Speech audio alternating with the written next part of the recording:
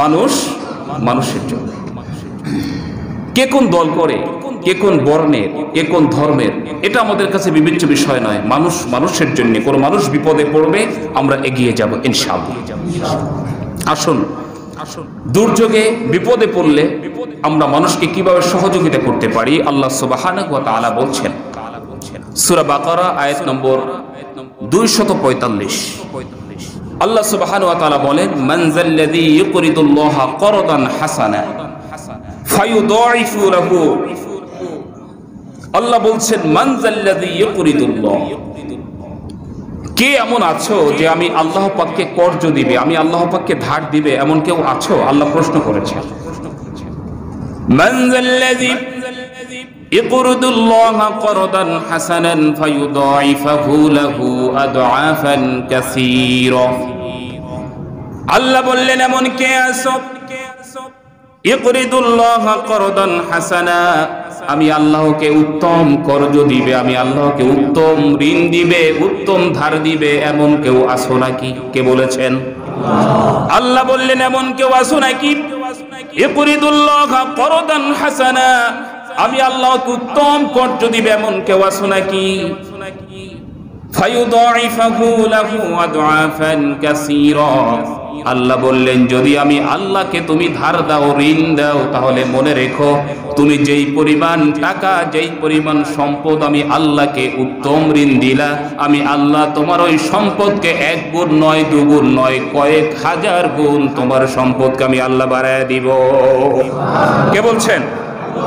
আল্লাহ বললেন, যদি কেউ আমাকে ঋণ দাও, কর্জ দাও, আমাকে যদি কেউ ধার দাও, আমি আল্লাহ এটা পরিশোধ করব। নাকি আমরা অনেকে আছি মানুষকে ধার দেয় আর পরিশোধ করেন, আল্লাহ কি তেমন নাকি? আল্লাহ বললেন, মান যাল্লাযী ইউকরিদুল্লাহা করদান হাসানা, দুনিয়ায় এমন কে আছো যে আমি আল্লাহকে উত্তম ধার দিবে, উত্তম কর্জ দিবে? শোনো, ফায়ুদাইফু লাহু আদআফান কাসীরা, আমি আল্লাহ তোমাকে তোমার ধার তো ফিরিয়ে দিব। তুমি যদি আমাকে 500 টাকা ধার দাও, আমি 500 টাকা ফিরাবো না। আমি আল্লাহ সাধারণ মানুষের মতো নয়, আমার ফিরিয়ে দেওয়ার সিস্টেমটা আলাদা। তুমি আমাকে 500 টাকা ধার দিলে, আমি আল্লাহ তোমাকে 1000 গুণ, 500 গুণ, 1000-এ যা হয় তার থেকেও বেশি আমি আল্লাহ তোমাকে ফিরিয়ে দিব। সুবহানাল্লাহ। আপনি আমাকে 500 টাকা ধার দিলেন, আমি আপনাকে 25 দিন পরে দিলাম, কত দিব? 500। আর সুদখোর যদি থাকে তার না একটু বেশি হবে। আছে না সমাজে? আছে না? আছে। নামাজ কালাম পড়ে, কপালে কালো দাগ, কিন্তু এই গ্রাম অঞ্চলে টাকা পয়সা দেয় যারা ছোট ছোট ভ্যানে ব্যবসা করে, সবজির ব্যবসা সহ বিভিন্ন ব্যবসা করে, ক্ষুদ্র ব্যবসায়ী যারা, তাদেরকে 10,000 5,000 টাকা ধার দেয়। এই সুদখোররা এমন যে এই সুদের টাকাটা প্রতিদিন নেয়। আবার কেউ আছে 1 সপ্তাহ পর পর নেয়। সে বলে যে মূল টাকা যেটা আছে ওটা থাক, আগে সুদের টাকাটা দিয়ে। তো টাকা আনতে গেছে, আনতে যাওয়ার সময় এখন দেখে যে বাজে 4টা 50। কয়টা বাজে? 4টা 50। এখন এই ক্ষুদ্র ব্যবসায়ী বলছে যে আসলে এ সপ্তাহে তো আপনাকে 2000 টাকা দেওয়ার কথা, কিন্তু আমার কাছে টাকা আছে 1900, আর 10 মিনিট ওয়েট করে একটু বেচা কিনা করে 2000 দিয়ে দিচ্ছে। বলছে না, আমার বেশি সময় করা যাবে না, 5টায় আসরের জামাত, আমি আবার তাকবীরুল্লাহ ছাড়া নামাজ পড়ি। এটা কিন্তু আমি বানিয়ে বলি নাই, এমন মানুষ আছে। এই ক্ষুদ্র ব্যবসায়ী বলছে যে 10 মিনিট পরে টাকাটা আমি দেই, 10 মিনিট বেচা কিনা করে 1900 আছে, আর 100 টাকা হয়ে যাবে, 2000 আপনাকে দিয়ে দেব। বলছে না, বেশি দেরি করা যাবে না, আসরের নামাজ 5টায় আমি তাকবীরুল্লাহর সাথে নামাজ পড়ি ইনশাআল্লাহ, এতে আমি কোনো ভুল করি না। তো ওটা কি করছে? এই যে এখানে দাঁড়িয়ে সুদের টাকা তুমি তুলছো, এটা কি করছো তুমি? এক আল্লাহ সুবহানাহু ওয়া তাআলার অর্ডার হলো ফরজ সালাত জামাতের সাথে আদায় করা, আবার ওই রবের আদেশ হলো যে সুদের ব্যবসা করে সেজন্য আমি আল্লাহর সাথে যুদ্ধ করলো। তার মানে তুমি প্রথম আল্লাহর সাথে যুদ্ধের ঘোষণা দিয়া এরপরে আল্লাহর সামনে গিয়ে মাথা নত করলা। তামাশা ছাড়া আর কিছু হতে পারে না, ঠিক না? নিঃসন্দেহে তামাশা। আল্লাহ সুবহানাহু ওয়া তাআলা এই লোকগুলিকে ক্ষমা করবেন না। সালাত পড়ি মাপ পাওয়া যাবে না। এই সালাত আপনাকে, ইন্না সালাতা তানহা আনিল ফাহশাই ওয়াল মুনকার, কথাকার আল্লাহ পাকের এই সালাত আপনাকে আদর্শবান মানুষ বানাবে।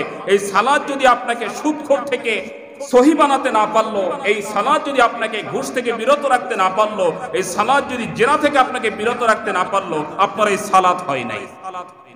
তাতে আপনি তাকবীরুল্লাহর সাথে পড়েন, না হয় আসরের আজানের আগে গিয়ে মসজিদে বসে থাকেন, কোনো লাভ নাই। সালাত পড়েন তো সুদ খাচ্ছেন, আপনি নামাজেই না, আপনার একটা সেজদাও আল্লাহর দরবারে কবুল হয় নাই। আল্লাহর ওয়াদা হলো যদি কবুল হয় তাহলে তুমি সুদ খাবে না, তোমার সেজদা যদি কবুল হয় ঘুষ খাবে না, তোমার সেজদা যদি কবুল হয় তাহলে তুমি জেনা করতে পারো না। অদাকার আল্লাহ পাকে। আল্লাহ সুবহানাহু ওয়া তাআলা বললেন, শোনো, যদি তোমরা কেউ আমাকে উত্তম কর্য দাও, উত্তম ধার দাও, ফায়ুদাইফাহু লাহু আদআফান কাসীরা, আমি আল্লাহ তোমাকে এটা বহুগুণ হাজার গুণ বাড়িয়ে দিব। আল্লাহু ইউদাইফু লিমান ইয়াশা, আল্লাহ বললেন আমি আল্লাহ তাআলা যাকে খুশি তাকে বাড়িয়ে দেই। আল্লাহু ইয়াকবিতু ওয়া ইয়াবসুত, আমি আল্লাহ কাউকে বাড়িয়ে দেই আবার কমায়া দেই, এটা আমি আল্লাহর হাতেই আছে, নাকি নাই? আল্লাহ চাইলে কারো সম্পদ বাড়ায় দিতে পারেন, আবার চাইলে কারো সম্পদ সংকুচিত করে দিতে পারেন। এ ক্ষমতা আছে কার কাছে? আল্লাহ বললেন আল্লাহু ইয়াকবিতু ওয়া ইয়াবসুত ওয়া ইলাইহি তুরজাউন।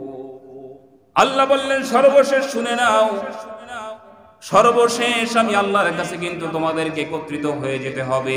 কে কি পরিমাণ কর্জ আমি আল্লাহকে দিয়েছো এটা আমি আল্লাহর কাছে জমা থাকবে। আমি আল্লাহ যে তোমাকে হাজার গুণ বাড়ায় ফেরত দিয়া দিলাম, এখানে শেষ করে দিলাম না, তুমি যে আমাকে কর্জ দিলের কারণে কিয়ামতের ময়দানে আমি আল্লাহ তোমাকে পুরস্কৃত করব। জোরে বলি সুবহানাল্লাহ। আপনি আমাকে ধার দিলেন, আমি আপনাকে ফেরত দিলাম। 500 টাকা দিলেন, 500 টাকা ফেরত দিয়া দিলাম। এটা আপনার আর আমার মধ্যে লেনদেনটা শেষ। এরপরে হয়তো কি হবে যে আপনাকে দেখলে আমি একটা সালাম দিব যে আমাকে তো টাকা ধার দিয়েছিল, আমার সাথে একটা ভালো সম্পর্ক আছে, পর্যন্ত শেষ। আল্লাহ সুবহানাহু ওয়া তাআলা বলছেন যে তুমি আমাকে যেটা দিলা আমি সেটা ফেরত দিব হাজার গুণ বা তার বেশি করে। এরপরে আমি কি করব? তুমি যে আমাকে ধারটা দিলে, উত্তম কর্জটা যে দিলে, এটা আমি আল্লাহ ভুলে যাব না। এর কারণে কিয়ামতের ময়দানে আমি আল্লাহ তোমাকে পুরস্কৃত করব। সুবহানাল্লাহ। তাহলে আল্লাহ পাককে উত্তম ধার কর্জ দেওয়ায় কি আসলে ক্ষতি আছে নাকি লাভ অনেক বেশি? অনেক বেশি। যেই লাভ শুধু দুনিয়াতেই শেষ নয়, পরকালেও সেই লাভ আছে না নাই?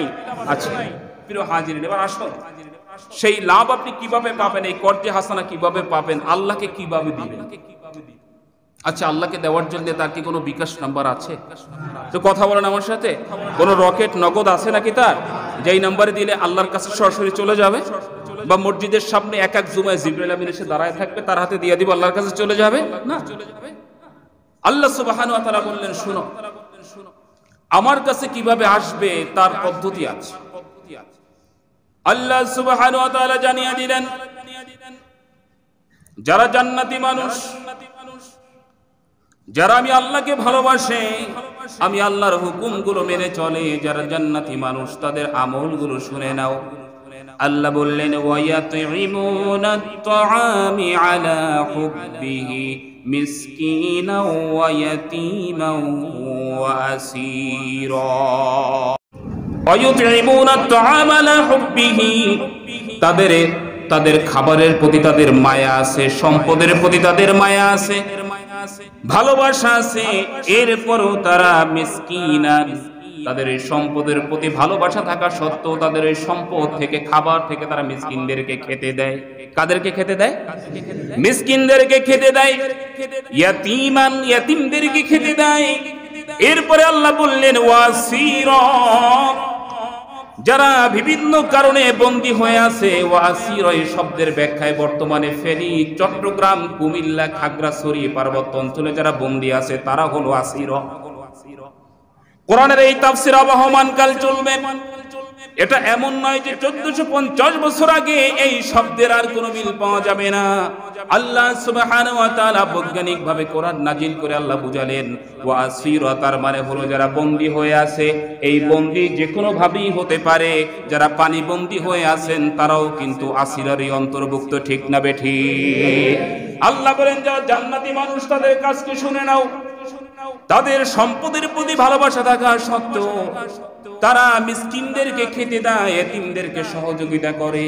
ওয়াসিরা, যারা পানিবন্দী হয়ে আছে, যারা বিভিন্ন কারণে মহামারীর মধ্যে আছে, খেতে পারে না, খাবারটা তাদের কাছে নাই, তাদের ওষুধ নাই, তাদেরকে এই সহযোগিতা করার জন্য যারা তাদের হাতকে বাড়িয়ে দেয়, ওই মানুষগুলির এই হাত বাড়িয়ে দেওয়ার মানেই হলো আমি আল্লাহকে উত্তম কর্জ দেওয়া। জোরে বলি সুবহানাল্লাহ।